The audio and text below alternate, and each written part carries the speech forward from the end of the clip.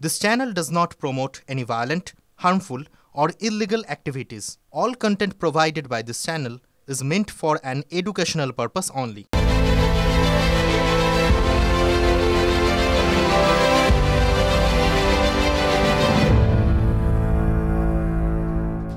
ফিল্লাম ঠোটকাটা স্পেশাল নিয়ে আমরা সরাসরি ব্রেকের আগে ছিলাম এসএসসি ভবনের সামনে, আবার চলে যাব এসএসসি ভবনের সামনে। তার কারণ এই মুহূর্তের সবথেকে বড় ডেভেলপমেন্ট সেখানেই ঘটছে। আজকের বৈঠক চেয়ারম্যানের সঙ্গে চাকরিহারা শিক্ষকদের, সেই বৈঠক নিষ্ফলা। এসএসসি যারা চাকরি হারিয়েছেন তাদের দাবি ছিল এবং যারা যোগ্য যে একেবারে সমস্ত তালিকা প্রকাশ করতে হবে, পরিষ্কার তালিকায় বলে দিতে হবে কারা অযোগ্য এবং কারা যোগ্য। কিন্তু সেটা এসএসসির পক্ষে আজকে মানা সম্ভব হয়নি। তারা আবার নতুন করে আইনি ছলা পরামর্শ করবেন এমনটা আমরা জানতে পারছি চাকরিহারা শিক্ষকদের কাছ থেকেই। তারা বেরিয়ে এসে ক্ষোভে ফেটে পড়েছেন, সেই ছবি। আজ সারা রাত কেউ বাড়িয়ে যাবেন না এবং এসএসসি থেকে কাউকে বেরোতেও দেওয়া হবে না, এই রকম পণ করেছেন তারা, একেবারে ধনুক ভাঙা পণ। আমরা চলে যাব আমাদের দুই প্রতিনিধি সুজয় এবং শর্মিষ্ঠা সেখানে রয়েছেন। প্রথমেই চলে যাব সুজয়ের কাছে।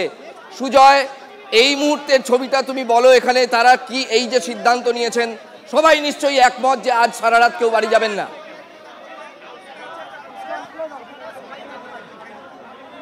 একেবারে আমি সরাসরি তাদের মুখ থেকেই জানবো যে তারা যে কথাটা বলছিলেন। আমি একজনের কাছে আপনাদের কাছে শুনছিলাম যে ভেতরে যে লিগ্যাল ওপিনিয়নের কথা বলা হয়েছে, যে আপনারা চান যে যে কোনো ওপিনিয়ন নেওয়া হোক আজকে রাতেই যেন সেটার সমাধান। অনেক দিন সময় দেওয়া হয়েছে, আজ 1-1.5 বছর 2 বছর ধরে মামলা চলছে, প্লাস এত দিন টাইম হলো 10-11 দিন মানে রায় বেরোনোর পরে, আর টাইম দেওয়ার কোনো প্রশ্নই ওঠে না। কন্টিনিউয়াস আমাদের সাথে ছলনা করে যাচ্ছে, আর কিছু না। আমি আরেকজন ম্যাডামের সঙ্গে কথা বলবো একটু। ম্যাডাম, আপনি বলছিলেন যে যা আছে সেটা প্রথম লিস্টেই আছে, কি আছে, কি সমস্যা রয়েছে? বেশি টেন্টেড সংখ্যা আমরা যতটুকু জানি, ওএমআর ম্যানিপুলেশনের সংখ্যা ফার্স্ট কাউন্সিলিংয়ে সব থেকে বেশি কম্পারেটিভ হিসাবে। ওরা অযোগ্যগুলোকে বাঁচানোর জন্য, যারা চাকরি পেয়েছে ঘুষ দিয়ে, তাদেরকে বাঁচানোর জন্য, ওরফে বলতে গেলে নেতাদের মন্ত্রীদের বাঁচানোর জন্য আজকে এই নোংরা জঘন্য খেলা খেললো, যাতে করে 1, 2, 3-এর মাধ্যমে ওরা বাঁচিয়ে নিতে পারে তাদেরই একটা বৃহদাংশ, ওদের নিজেদের মন্ত্রী নেতা এদেরকে, এবং তার মধ্য দিয়ে একটা বিশাল বড় দুর্নীতির চাল চাললো, যেটা রাজনীতির শিকার হলাম আমরা। মারাত্মক রকম একটা মানে ভীষণ রকম একটা দুর্নীতি চলছে, ভিতরে নোংরা রাজনীতি চলছে। আমরা নিজেরাই বুঝতে পারছি না। হাইকোর্টের রায় এতে ছিল না, সুপ্রিম কোর্টের রায় এটা ছিল না, কোথা থেকে একটা ক্যাটেগরি ভাগ হয়ে গেল, কি করে এটা বৈধ অবৈধ। ঠিক ঠিক। আমি আরও একজন যিনি সকাল থেকে একটা প্রতীকী প্রতিবাদ করছেন ললিপপের মালা পরে, তো আপনারা বলছিলেন যে আপনাদেরকে ললিপপ দেওয়া হয়েছে। আজকে আপনাদের সহযোদ্ধারা গিয়েছিলেন ভেতরে কথা বলতে, আপনাদেরকে বলা হয়েছিল আজ 4টের মধ্যে তালিকাটা বেরিয়ে যাবে। আপনার কি এখনও একই জিনিস মনে হয়? না, আমাদের প্রতিনিধি ভেতর থেকে আসলেন, এসে যেটা জানালেন যে 3 নম্বর কাউন্সিলিং, 3rd কাউন্সিলিং পর্যন্ত ওনারা করবেন এবং তারা স্যালারিও পাবে, কিন্তু বাকিরা পাবে না, এরকম তো কোনো কথা ছিল না। বাকিরা বলতে কারা পাবে না? অযোগ্যরা। 4th কাউন্সিলিং থেকে যারা রয়েছে তারা পাবে না, যেটা শুনলাম আমি। কিন্তু আমার কথা হলো যে আমাদের তো বলেছিলেন শিক্ষামন্ত্রী যে একেবারে আপনার এখানে কথা দেখেন। রাজা, তুমি শুনলে যে এনাদেরকে পরিষ্কার বলা হয়েছে যে 3rd কাউন্সিলিংয়ের সিদ্ধান্ত যেহেতু নিয়েছে কমিশন, যে 3rd কাউন্সিলিং পর্যন্ত তালিকা বের করবে, তারা বেতন পাবে, বাকিরা বেতন পাবে না, সেটা কোনোভাবেই মানতে চাইছেন না যারা এখানে রয়েছেন। আমি আরও যারা রয়েছেন এক এক করে প্রত্যেকের সঙ্গে কথা বলবো। বেতনের কথাটা বলা হয়েছে ভেতরে, যিনি বললেন যে 3rd কাউন্সিলিং পর্যন্ত বেতন পাবে, বাকি 3 থেকে মানে বাকি আরও 5টা কাউন্সিলিং যাদের হয়েছিল তারা বেতন পাবেন। এটা সম্ভব? এটা মানতে পারবেন? এটা কখনোই মানা সম্ভব না, কারণ হলো আমরা 7 বছর ধরে চাকরি করছি, এটার উপর নির্ভর করে আমাদের সংসার চলছে, সব কিছু চলছে। আর আমরা কি কারণে বেতন পাবো না? কোনো অযোগ্যতা যদি থাকে তার কারণ তো লাগবে। তাহলে এখানে যাদের বাদ দেওয়া হবে, আমার মনে হয় এটা এসএসসি চক্রান্ত করেই এটা করার চেষ্টা করছে, ডিভাইড করার চেষ্টা করছে আমাদের মধ্যে। এতক্ষণ প্রায় কয়েক ঘন্টা আপনার সহযোদ্ধারা ভেতরে বসেছিলেন, তাদেরকে যে কথাগুলো বলো তার নির্যাস জানার পর আপনারা কি সিদ্ধান্ত নিচ্ছেন? এখানেই থাকবেন? আমরা একদম এখানেই থাকবো যতদিন না সঠিক লিস্টটা, যোগ্যদের লিস্টটা দেওয়া হচ্ছে। উনি বলছেন যে প্রথম থেকে 3য় কাউন্সিলিংয়ের মধ্যে যেগুলো আছে সেগুলো নাকি যোগ্য আর বাকিগুলো অযোগ্য। একদম কথাটা মিথ্যা। ফার্স্ট কাউন্সিলিংয়ের মধ্যেও অনেক অযোগ্য ক্যান্ডিডেট ভরা আছে, এটা আমরা জানি। সমস্ত অযোগ্য ক্যান্ডিডেটই ফার্স্ট কাউন্সিলিংয়ে ভরা আছে। যেগুলো 5 পেয়েছে সেগুলোকে 53 করা আছে ফার্স্ট কাউন্সিলিংয়ে। এই চোর সরকার, সমস্ত সরকার চোর, সমস্ত শিক্ষামন্ত্রী চোর। আজকে পর্ষদের যিনি ব্যক্তি আছেন উনিও আজ মিথ্যা কথা বললেন আমাদের সঙ্গে। এটা কোনোদিন হয় না। ওদের নিজেদের কুকর্ম ঢাকতে গেলে নিজেদের মন্ত্রিসভার পারমিশন করানো আছে। 19/12/2019 অব্দি 7টা কাউন্সিলিং বৈধ, সেটা রাজ্য সরকার স্বীকার করেছে কোর্টে। আজকে নিজেদের মতো গেম খেলছে ডিভাইড অ্যান্ড রুল পলিসি চালু করার জন্য। এখন যদি কমিশন লিগ্যাল ওপিনিয়ন নেয়, সেই লিগ্যাল ওপিনিয়ন নিতে ধরুন কথার কথা বলছি, যদি 7 থেকে 10 দিন সময় লাগে, আপনারা কি এই রাস্তাতে? একদম এই রাস্তাতেই থাকবো। এই রাস্তা ছাড়া আমাদের আর কিছু নেই। গলায় দড়ি তো পড়েই দিয়েছে অলরেডি, বাকি ফাঁসিটুকু টানতে যেটুকু দরকার। এই মিথ্যাবাদী সরকার সব পারে এই মিথ্যাবাদী সরকার। সুজয়, তুমি আমাদের প্লিজ সঙ্গে থাকো, শর্মিষ্ঠাও সঙ্গে থাকো। আমাদের তোমাদের কাছে আবার ফিরবো। এই মুহূর্তে আমাদের প্রতিনিয়ত যিনি শিক্ষা বিট কভার করেন নিয়মিত, সুমন আমাদের সঙ্গে রয়েছেন, আমাদের আরো এক সতীর্থ। সুমন, এই যে থার্ড কাউন্সেলিং পর্যন্ত তালিকা প্রকাশ, এই গল্পগুলো এলো থেকে? আমরা যখন দেখেছিলাম ব্রাত্যবাবু বলেছিলেন এবং এসএসসির তরফ থেকে যে আশ্বাস দেওয়া হয়েছিল, তখন তো এইসব কাউন্সেলিং, এত নম্বর কাউন্সেলিং, অত নম্বর কাউন্সেলিং, এসব শুনিনি। এইসব নতুন কাহিনী থেকে আসছে? যদি ভেতরের খবরটা আর একটু ক্লিয়ার করে বলো। ওনার কথা একটাও বিশ্বাস করি না আমরা। ওনার কথা বলবেন না, মিথ্যাবাদী উনি একটা আমাদের সঙ্গে রয়েছেন টেলিফোনে আমাদের প্রতিনিধি সুমন, তার সঙ্গে আমরা যোগাযোগ বিচ্ছিন্ন হয়েছে, আবার যোগাযোগ করার চেষ্টা করব। আপনাদের যে ছবি এই মুহূর্তে দেখাচ্ছি, এটাই এই মুহূর্তে বাংলার সমস্ত মানুষের চোখ এখন এসএসসি ভবনের সামনে। বাংলার দুদিকে দুই ছবি। একদিকে মুর্শিদাবাদে ওখানে যাদেরকে জোর করে বাড়ি ফিরিয়ে দেওয়া হয়েছে তাদের চোখের জল শুকোচ্ছে না, আর এখানে চাকুরিয়ার আর শিক্ষকদের চোখের জল শুকোচ্ছে না। আমরা সুমনের সঙ্গে আবার যোগাযোগ করেছি। সুমন, যখন প্রথম এই তালিকা প্রকাশের আশ্বাস দেওয়া হয়, তখন আমরা যারা সাধারণ মানুষ তারা এই এত নম্বর কাউন্সেলিং, অত নম্বর কাউন্সেলিং এসব শুনিনি। এইগুলো আজকের বৈঠকে এলো কিভাবে, যদি ভেতরের খবরটা দেওয়া যায়? দেখো, তোমাকে বলি, প্রথম থেকে তৃতীয় এই কাউন্সেলিং হয়েছিল যখন সেটা ছিল প্যানেল প্রকাশের 1 বছরের মধ্যে, অর্থাৎ প্যানেলের যে 1 বছরের মেয়াদ থাকে তার মধ্যে, এবং চতুর্থ থেকে অষ্টম কাউন্সেলিং এটা হয়েছে প্যানেলের মেয়াদ উত্তীর্ণ হয়ে যাওয়ার পর। তখন বিভিন্ন যে পরিস্থিতি ছিল, রাজ্যে একাধিক জিনিস হচ্ছিল, সেই জায়গায় দাঁড়িয়ে এই কাউন্সেলিং ডিলেড হয়েছিল। এর জন্য কেন চাকরিহারারা সাফার করবেন, এটাই তাদের হচ্ছে প্রশ্ন। কিন্তু আইনের চোখে রাজা, এই প্রথম থেকে তৃতীয় কাউন্সেলিং বৈধ। তাই চেয়ারম্যান তিনি জানিয়েছেন এই বৈঠকে যে আমরা প্রথম থেকে তৃতীয় এই কাউন্সেলিং এ যারা চাকরি পেয়েছে তাদের নামই শুধু প্রকাশ করতে পারবো। এবং এই মুহূর্তে আমি তোমাকে বলি, একেবারে এসএসসির যে সদর দপ্তর তার ভেতরের সূত্র আমাদের জানাচ্ছে 9:30 নাগাদ সিদ্ধান্ত হবে যে প্যানেল অর্থাৎ যে তালিকা, সেই তালিকা প্রকাশ করা হবে কিনা। উচ্চ পর্যায়ের বৈঠক চলছে, রাজ্যের শিক্ষা দপ্তরের আধিকারিকরা, এসএসসি এবং আরো অনেক আধিকারিকরা, তারা তার সঙ্গে সঙ্গে লয়ারদের সঙ্গে কনফারেন্স চলছে। সেই জায়গায় 8 ঘন্টায় সিদ্ধান্ত নেবে এসএসসি যে তারা তালিকা প্রকাশ করবে কি করবে না, করলে সেটা কোন ফর্মে করবে। এবং তারপর 9:30 নাগাদ আমাদের জানানো হবে, আমরা জানতে পারবো, খবর পাবো যে এসএসসি তালিকা প্রকাশ করতে চলেছে আদৌ নাকি প্রকাশ করতে যাচ্ছে না। তবে তোমাকে বলে রাখি, এই মুহূর্তের খবর একেবারে উচ্চ পর্যায়ের আধিকারিকরা আইনজীবীদের নিয়ে বৈঠক করছেন যে এই ক্ষেত্রে তালিকা প্রকাশ করলে প্রথম থেকে তৃতীয় কাউন্সেলিং পর্যন্ত করা উচিত নাকি 4th থেকে 8th কেও ইনক্লুড করা যায় না। তো শুনুন, আমার প্রশ্ন এখানেই, এইটা আজকে এসে স্থির হচ্ছে কেন? তারা তো যথেষ্ট সময় পেয়েছিলেন, এটাই চাকুরিয়ারা শিক্ষকরা বলছেন। কনসালটেশনের নতুন আর কি বাকি আছে, এটাই আমাদের প্রশ্ন। দেখো, কালকে রাত্রিবেলা এসএসসি চেয়ারম্যান তিনি আইনজীবীদের, তাদের যে আইনজীবী তাদেরকে একটা মেল করেন, মেল করে একটা নির্দেশ চান যে কিভাবে এই তালিকা আপলোড করা হবে। তারপরে সেই নির্দেশ আসে, পরবর্তীকালে চেয়ারম্যান আবারও ক্ল্যারিফিকেশন চান। সেই ক্ল্যারিফিকেশনের মেসেজ হোয়াটসঅ্যাপ মারফত চেয়ারম্যানের কাছে পৌঁছয়, কিন্তু এখনো ধোঁয়াশা রয়েছে। এখনো তারা স্থির করে উঠতে পারছেন না যে এই চতুর্থ থেকে অষ্টম কাউন্সেলিং কে যদি তারা অ্যাড করে দেন তাহলে কি আইনি সমস্যা বেড়ে যাবে। সেই জায়গায় কিন্তু এসএসসি হাত গুটিয়ে বসে আছে। আইনজীবীদের সঙ্গে দফায় দফায় পরামর্শ সকাল থেকে করছিল। এই মুহূর্তে একেবারে টপ মিটিং চলছে রাজা, একেবারে টপ কনসালটেশন চলছে। শেষ মুহূর্তের একেবারে শেষ টিপস নেওয়া হচ্ছে আইনজীবীদের কাছ থেকে। আমি নাম করতে পারছি না, বড় বড় আইনজীবীরা তাদের পরামর্শ দিচ্ছেন। 8 ঘন্টার মধ্যে এসএসসি ডিসিশন নেবে, 9:30 নাগাদ এসএসসি সেই সিদ্ধান্তের কথা জানাবে, এমনটাই আমাদের কাছে এই মুহূর্তের ব্রেকিং। রাজা, সুমন, এই যে বলা হচ্ছে বারবার, তোমার কাছে আরো একটা গুরুত্বপূর্ণ প্রশ্ন, এটা সাধারণ মানুষের জন্য।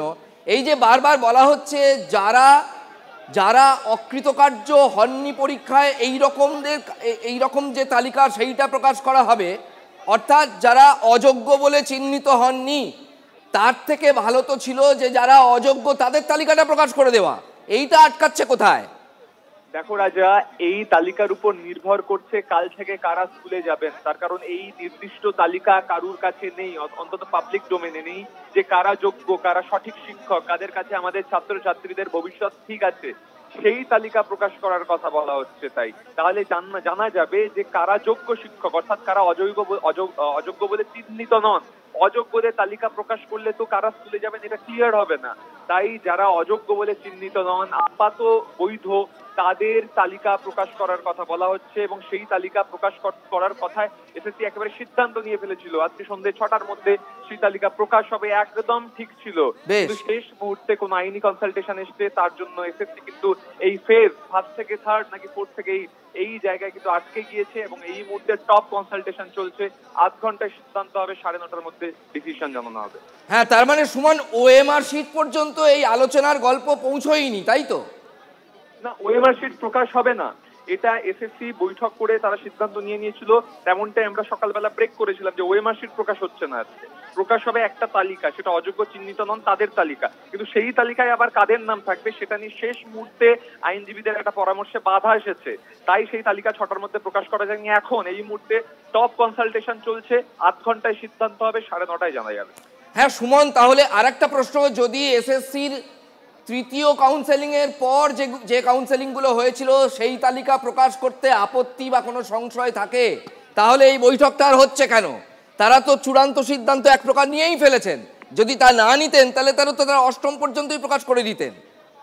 তারা 8ম পর্যন্ত প্রকাশ করবেন এটা প্রাথমিকভাবে সিদ্ধান্ত নিয়েছিলেন আজকে সন্ধ্যে 6টার মধ্যে। শেষ মুহূর্তে আইনজ্ঞদের পরামর্শ মেনে কোথাও একটা বাধা এসেছে, যেহেতু 4 থেকে 8 এই কাউন্সেলিং হয়েছে, মেয়াদ উত্তীর্ণ হয়ে যাওয়ার পর তাহলে তো আইনের চোখে সেটা অযোগ্য, অবৈধ। তাদের তালিকায় এসএসসি কিভাবে অযোগ্য চিহ্ন নয় এমন তালিকায় প্রকাশ করবে, এই প্রশ্ন উঠেছে। তাই শেষ মুহূর্তে হাত ফুটিয়ে নিতে হয়েছে, তৈরি থেকেও আপলোড করা হয়নি, একবারে কিবোর্ডে হাত রেখেও হাত ফুটিয়ে নিতে হয়েছে। তাই এই বৈঠক করে এই চাকরি হারা শিক্ষকদের জানানো হয়েছে যে 4 থেকে 8কে আমরা আইনের চোখে যোগ্য বলে দেখতে পাচ্ছি না। তখন এই চাকরিহারা শিক্ষকরা সেখানে আপত্তি জানিয়েছেন, যেটা আপনারা কি করে বলতে পারেন এতদিন পরে। সেই জায়গায় আবারও আইনজ্ঞদের পরামর্শ নেওয়া হচ্ছে। এই মুহূর্তে যখন তুমি আমার সঙ্গে কথা বলছো তখন একেবারে বাঘা আইনজীবীরা, আমি নাম করতে পারছি না। হ্যাঁ বুঝতে পারছি, দিল্লির সঙ্গেও ভিডিও কনফারেন্সিং চলছে, সেই সমস্ত আইনজীবী সম্ভবত তুমি ইঙ্গিত করতে চাইছো মুখ্যমন্ত্রী যে প্যানেল বলেছিলেন সেই প্যানেলের আইনজীবীদের সঙ্গে। সুমন, আপাতত তোমার কাছে একটা শেষ প্রশ্ন, তারপরে তোমার সঙ্গে আবার পরে কথা বলছি আমরা ডেভেলপমেন্ট অনুযায়ী। সেটা হচ্ছে আজকে নতুন একটা দাবি উঠলো। এক চাকরিহারা শিক্ষক, তিনি এখানে নেতৃত্ব দিচ্ছেন, তিনি বলছেন যে যদি চাকরি ফেরত না পায় তাহলে মাথা পিছু 2 কোটি টাকা যোগ্যদের ক্ষতিপূরণ দিতে হবে। সম্ভবত এটা আগে শুনিনি, তাই তো? একেবারে তাই। দেখো, এই দাবি ছিল না, এরা সবসময় চাইছিলেন সসম্মানে স্কুলে ফিরতে চান, চাকরির নিশ্চয়তা চান। 2 কোটি টাকা মানে এটা আদৌ সম্ভব কিনা জানি না, তবে প্রতীকীভাবে হয়তো এই দাবি তারা করছেন, তেমনটাই বলা যেতে পারে। তার কারণ তাদের যে বারবার বৈঠক হয়েছে সেখানে কিন্তু কোথাও এই সিদ্ধান্ত বা এই দাবির কথা ছিল না। বেশ সুমন, আপাতত তোমাকে অনেক ধন্যবাদ। তুমি তৈরি থেকো, যে কোনো সময় তোমার সঙ্গে আবার আমরা কথা বলবো টেকনিক্যাল ব্যাপারগুলো নিয়ে। এই আন্দোলন কোন দিকে যেতে পারে সেই নিয়েও কথা বলবো তোমার সঙ্গে। এই মুহূর্তে একটু আগে আপনাদের আমরা শুনিয়েছিলাম, দেখুন আজকে যেটা চাকুরিহারাদের আন্দোলনের যেটা আজকে নতুন একটা অ্যাসপেক্ট, সেটা হচ্ছে তারা আজকে বললেন যদি চাকরি ফেরত না পান 2 কোটি টাকা প্রত্যেক যোগ্যকে ক্ষতিপূরণ দিতে বাধ্য হবে রাজ্য সরকার, দিতে হবে, এই দাবি তারা তুললেন। এটা কিন্তু একেবারে আনকোড়া নতুন দাবি। শুনুন সেই চাকুরিহারার শিক্ষক নেতা তিনি কি বলছেন। আজকে যোগ্যতা নিরিখে চাকরি পেয়ে আমাদের বলা হচ্ছে যে 3rd কাউন্সিলিং অবধি থাকবে, বাকিদেরকে আমি আনটেন্টেড রাখতে পারবো না। আজকে আমি জিজ্ঞেস করলাম আনটেন্টেড রাখবেন না মানেটা কি? স্যালারি থাকবে না? বলছেন না। স্কুলে যেতে পারবো না, স্যালারি থাকবে না, মামার বাড়ির আবদার। এসএসসি অফিসে হুমকি দিচ্ছি, যদি একজনের যোগ্যের চাকরি কাটা হয় আমরা রাজপথ অচল করবো, গোটা রাজ্য অচল করে দেবো। আমাদের চাকরি গেছে রাজ্য সরকারের দুর্নীতির জন্য। আমাদের চাকরি গেছে এসএসসি দুর্নীতির জন্য, আমাদের চাকরি গেছে পর্ষদের দুর্নীতির জন্য। তাদের কি হবে? আমার ছেলে খেলা হচ্ছে আজকে, কাল থেকে স্কুলে যেতে পারবো না, স্যালারি দেবে না, টাকা কোথায় পাবো? পাড়ার লোকেরা অসামাজিক বলবে, বলবে অযোগ্য, বলবে টাকা দিয়ে নিশ্চয়ই চাকরি পেয়েছে, তাহলে তো জানবে না, দায়িত্ব কে নেবে? ইমিডিয়েট সবাই এসএসসি অফিস ঘেরাও করো, এই গেট ওই গেট সমস্ত গেট বন্ধ করে রাখো। আমাদেরকে গুলি করে মেরে দিক, লাঠি চার্জ করুক, নিয়ে চলে যাক, কাউকে ভয় পায় না। আমার চাকরি নিয়ে ছেলে খেলা, আমাকে অযোগ্য বলা, ইয়ার কি পেয়েছে, ইয়ার কি পেয়েছে? ওই চাকুরিহারার শিক্ষক তিনি বলছেন আমাদের গুলি করে মেরে দিক, কিন্তু আজ একটা হেস্তনেস্ত না করে আমরা কেউ বাড়ি যাব না। সুতরাং আজকে সল্ট লেকে এসএসসি ভবন চত্বর করুণাময়ী এবং কার্যত সল্ট লেকের একটা বড় অংশ অবরুদ্ধ থাকতে পারে যতক্ষণ পর্যন্ত একটা হেস্তনেস্ত না হচ্ছে। আমরা সেই আভাস পাচ্ছি। চলে যাব সরাসরি আমাদের আরেক প্রতিনিধি শর্মিষ্ঠার সঙ্গে কথা বলবো। শর্মিষ্ঠা, কি প্রস্তুতি নিচ্ছেন তারা? মনেই হচ্ছে 9:30টার সময় যাওয়া হবে, তাতেও তারা সন্তুষ্ট না হতে পারেন। কি প্রস্তুতি নিচ্ছেন তারা?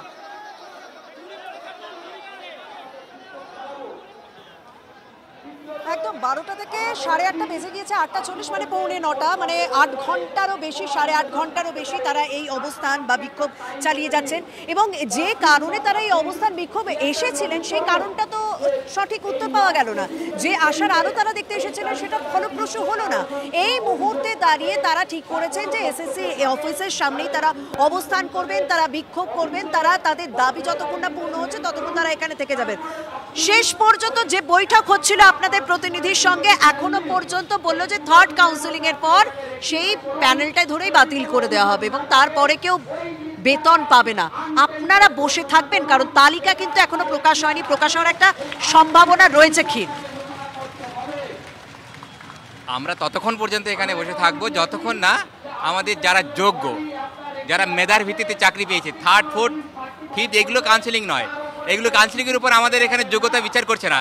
1st কাউন্সেলিংও অনেক সাদা খাতার ক্যান্ডিডেট আছে, 2nd কাউন্সেলিংও আছে, কিন্তু দেখা যাচ্ছে যারা পিছনে কাউন্সেলিং আছে তারাই অ্যাকচুয়ালি তারাই যোগ্যতম। তারা কিন্তু আজকে তারা অযোগ্যের খাতায় চলে গেলে তাদের কি হবে? হঠাৎ করে এই 3rd কাউন্সেলিং এর প্রসঙ্গটা কেন তোলা হচ্ছে বলে আপনাদের মনে হয়? শিক্ষামন্ত্রীর সঙ্গে বৈঠকের দিন তো এরকম কোনো 3rd কাউন্সেলিং অবধি তালিকা প্রকাশ করা হবে এরকম বলা হয়নি, যোগ্য অযোগ্য তালিকার কথা বলা হয়েছে। শিক্ষামন্ত্রীর সঙ্গে আমাদের এইভাবে কোনো তো আশ্বাস দেওয়া হয়নি যে 3rd কাউন্সেলিং, 4th কাউন্সেলিং। আমাদের বলা ছিল যোগ্য অযোগ্য নির্বাচন করা হবে, এই আশ্বাস দেওয়া হয়েছিল।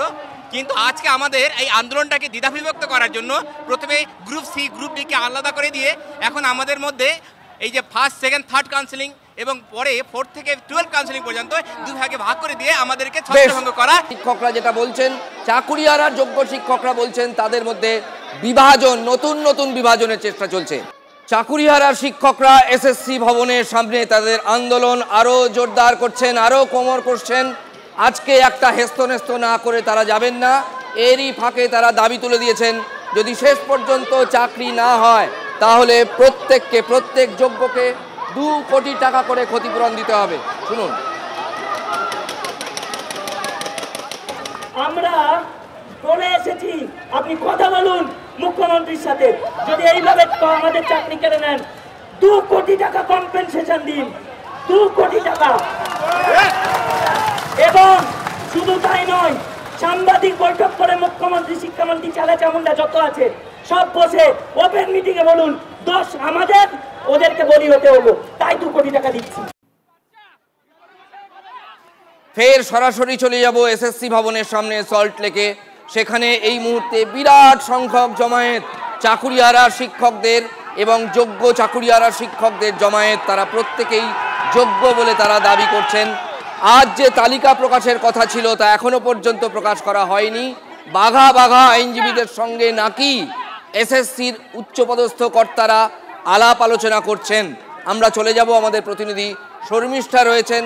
শর্মিষ্ঠা, আজকের এই যে তারা বলছেন যে হেস্তনেস্ত না করে যাবেন না, তাদের তো অ্যাজ কোনো প্রস্তুতি নেই, অনেকে হয়তো বাচ্চাকে সঙ্গে নিয়ে এসেছেন, কিভাবে তারা সারা রাত কাটাবেন সেখানে?